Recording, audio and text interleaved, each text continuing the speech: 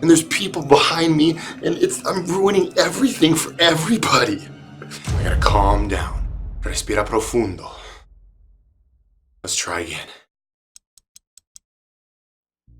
Hola, bienvenidos. I'm Sean, and in this video, we're going to talk about 3 do's and 3 don'ts for beginners speaking Spanish. And these tips aren't just for beginners. These tips you can use all the way through your Spanish learning experience or whatever other language you might be learning. I have to remind myself of this stuff all the time, even though I speak 5 languages now and I've been speaking Spanish fluently for about 9 years. I still have to remind myself of some of these tips every day.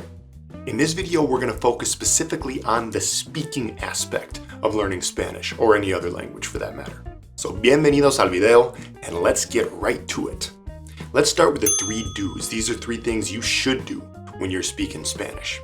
Number 1, speak slowly and clearly enough to make sure you're understood. Take your time. Native speakers will appreciate you for even trying, especially if they know you're a beginner. This is something that's especially true with those difficult words. Let me give you an example. One example of a word that's still difficult for me after all this time is naranja, orange. So let's say, for example, I'm in a Spanish-speaking country somewhere and I'm in line and all I want to do is get an orange juice. And if you've ever been in an environment where you have to speak a foreign language, you know how it is. You get kind of nervous sometimes, especially when it's a crowded environment, it's kind of noisy, there's a lot of people around, so I'm kind of nervous and I'll get up to the front of the line and I'll be like, un jugo de naranja, por favor? What was that? Because I just can't say the word orange correctly when I try to say it fast. And now I'm embarrassed because I know I just said it wrong and there's people looking at me and it's an awkward moment for the person who's taken my order because they can't understand me and they're trying to understand me and there's people behind me. I gotta calm down. Respira profundo.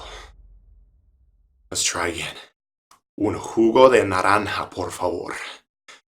Whew. Speak slowly and clearly to make sure you're understood. Number 2, ask native speakers for advice. Native speakers are always going to be willing to help you, and chances are they're going through the same thing in English that you are in Spanish. And don't be embarrassed. They know that it's difficult. And this is the best way for you to improve your pronunciation. Ask a native speaker, ¿Estoy diciendo eso correctamente? Or ¿Estoy diciendo eso bien? And you can do this for grammar, for vocabulary, for anything. As a matter of fact, I should probably take my own advice and go find a native Spanish speaker and we can say the word naranja back and forth for about 5 minutes. Number 3, use formal language. Culture is embedded in the language and formality is very important, especially if you don't know the person. This applies to most Spanish-speaking places that you'll go. Most people recommend that you use the word usted instead of the word tú when talking to a person that you don't know because usted is more polite and more formal. And the other reason I recommend you use formal language is because informal slang language varies from country to country quite a bit within the Spanish-speaking world, by the way. There are many words in Spanish that have very different meanings in a lot of different countries. And even as someone who's been to several Spanish-speaking countries and has met Spanish speakers from nearly everywhere, I have a hard time keeping track. If you're in South America, for example, and you say, ¿Cómo estás, huevón? To someone, that's probably pretty normal and acceptable. It kind of just means, how are you doing, dude? But if you say that in Mexico, ¿Cómo estás, huevón? Then you just called that person kind of a lazy bum. That word huevón really has different meanings in South America and in Mexico. So you gotta really be careful with that.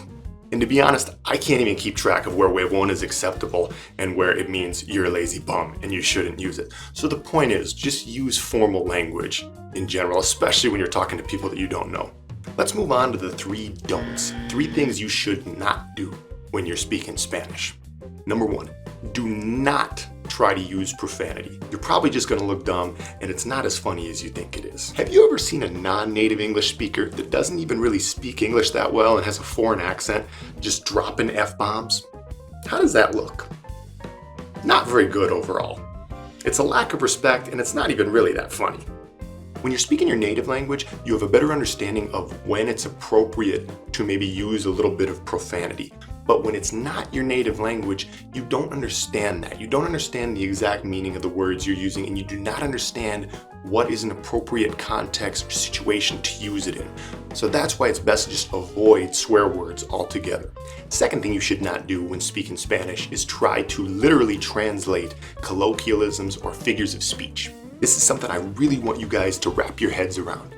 And to make my point, I'm going to use that figure of speech that I just said. If you were to tell a native Spanish speaker, tienes que envolver tu cabeza alrededor de eso, they're going to look at you like you are loco, and they might even go get a helmet to protect their head from whatever it is you're talking about. Because that wrap your head around this expression does not make any sense in Spanish as far as I know, and that's why you should avoid using colloquialisms and figures of speech and trying to translate them directly into Spanish.